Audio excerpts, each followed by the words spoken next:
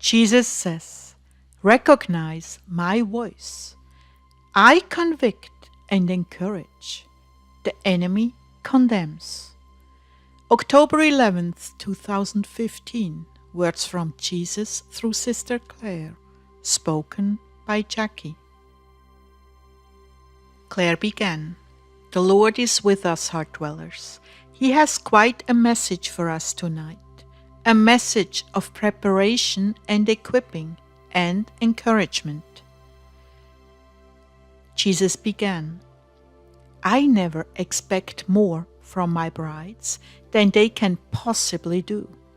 And with each expectation comes the grace to bring it to fulfillment. So many of you have been misled by the enemy. It is not I who put those burdens on your shoulders. Rather, it is a religious spirit.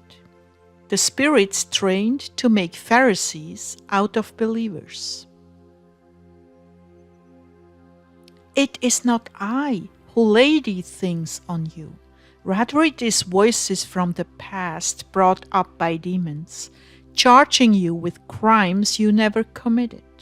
They delight to see you fall under the burden.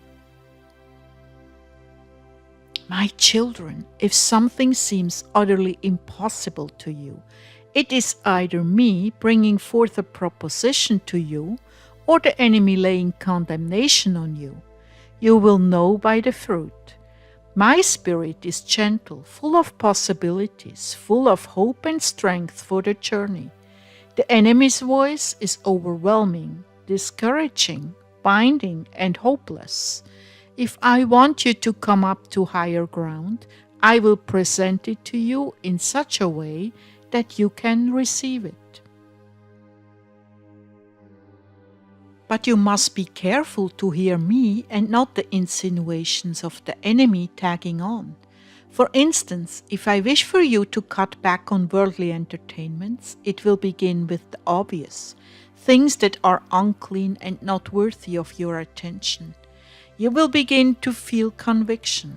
This is not healthy or pleasing to God, and you will feel good about giving it up. Slowly, I will replace those worldly consolations with my presence and my consolation. You will begin to reap the fruit of a pure heart focused on me, and it will be so sweet it will turn your heart away from the world as a source of entertainment. This is how I work. If you should feel condemnation and accusation such as, see, there you go again, drinking from impure waters, drifting off watching programs when you should be out witnessing, you're going to be left behind. That is obviously a religious spirit intimidating you and accusing you for watching innocent entertainment at a time where you need that relaxation. This is why your intimate friendship and relationship with me is so important. You come to know how I feel about things pertaining to you, and the enemy cannot use religion and legalisms on you because you can spot them a mile away. I have broken you free from that. From your experiences in the past, you know well the workings of men. There is a story from the Desert Fathers and the very early church. There were once two monks in a boat crossing a large lake. The brother in the rear was working hard at the oars, while the brother in the bow was sitting back, enjoying the breeze and eating honey cakes. The monk in the back began to complain in his heart. Why am I doing all this work and he hasn't lifted an oar to help me? Suddenly he saw angels descending and ascending on himself and his brother monk, and the Lord spoke to him, saying, "To one is to work, to one is to rest. Both are equally holy in my sight." The brother then continued to row with even greater fervor, so delighted was his heart in the Lord and what he had chosen for him. This story truly illustrates that I choose for each what is appropriate. I may choose resting for you for a month, and if you do not understand it is me, you will be prone to condemnation and resentment, never really getting the much needed recreation and rest, but rather going deeper and deeper into condemnation and bitterness. It is true that I call each of you to different seasons as I am forming and perfecting you. Therefore, you should not take on what you think is holy. Rather, take on what I am leading you to do. Nor should you have resentment or jealousy should I call you to work while others around you are resting. I have seasons for all. It is yours to recognize and accept them in docility. Find your pleasure, your happiness in what I give you to do. Do not compare yourself with others and take on assignments not given to you. Lord, this is where I feel pain. What do I do when people accuse me of things I never intended, like never watching a movie or not listening to music? You never said those things, and yet they perceived it that way. My daughter, those reactions come from a soul in a weakened state who has suffered from condemnation, either self-imposed or given from outside of them. They overreact because they are living in constant condemnation, real or imagined.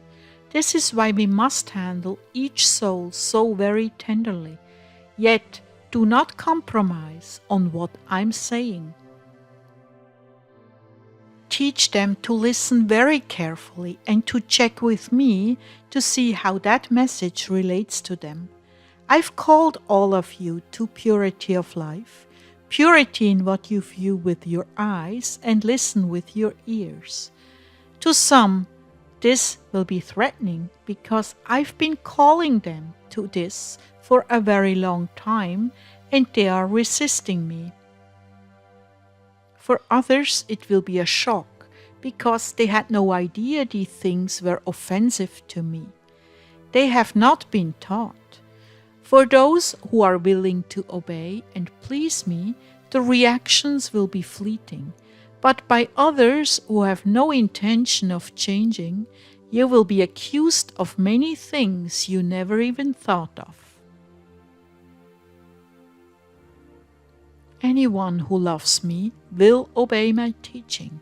My Father will love them, and we will come to them and make our home with them. Anyone who does not love me will not obey my teaching. These words you hear are not my own. They belong to the Father who sent me. That's John 14:23.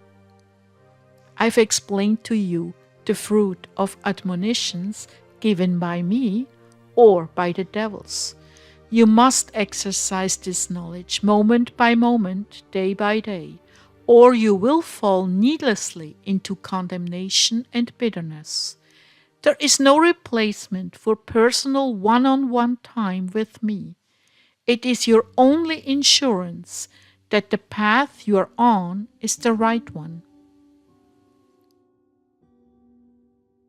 I want to return to what I began to say.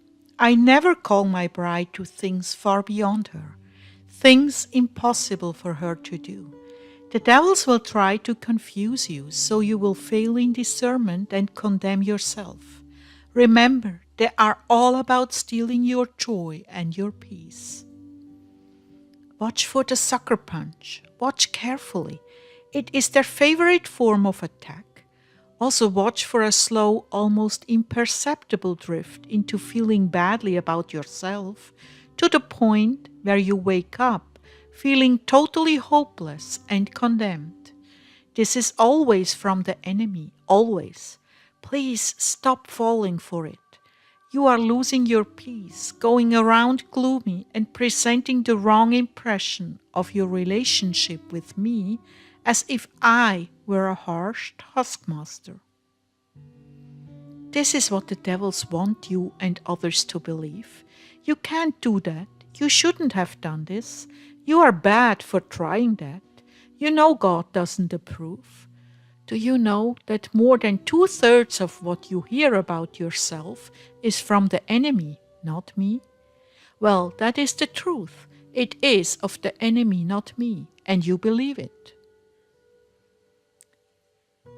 This does two things, which should be obvious to you that evil is afoot.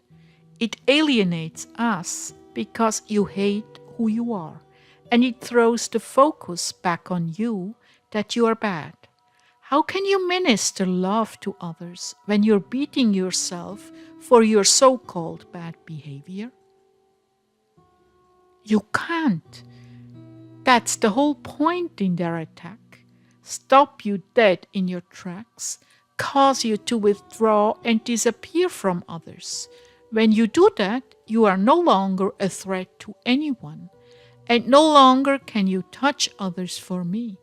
Oh, don't you see, my little blind ones? Open your eyes. I do not condemn you. These are lies about my character. Don't believe them. I admonish and encourage you. I get you to look at the prize and keep on going. They get you to look at yourself, the failure they say you are, and cause you to give up any further attempts to grow in holiness or serve me. They cause us to drift apart. They cause you to judge others, and they represent me as a cruel taskmaster. Do not buy into these lies about my character. Do not walk around gloomy and condemned. This is the fruit from listening to the evil ones. And unfortunately, the evil ones find many willing vessels who have also lived under condemnation. So you will hear these things from those closest to you: mother, father, brother, sister, pastor, church workers. But if your relationship is solid with me, you will immediately recognize the enemy's signature: condemnation and accusation. So now I've taught you well. You are warned, armed, and ready to take on the opposition who is afoot in great numbers at this hour. They are seeking to demoralize you, looking for your hotspots, places that still carry infection from injuries born in the past. Oh yes, they love to shoot their poison-tipped arrows and make a direct hit into that still inflamed area of tenderness. Be on your guard. They are coming to you in legion, filled with condemnation and discouragement. Do not listen. Do not take it in. Be on guard. Recognize and repel them. Take every thought captive. If it does not align with my loving, encouraging nature, you can be sure it is demonic masquerading as holiness.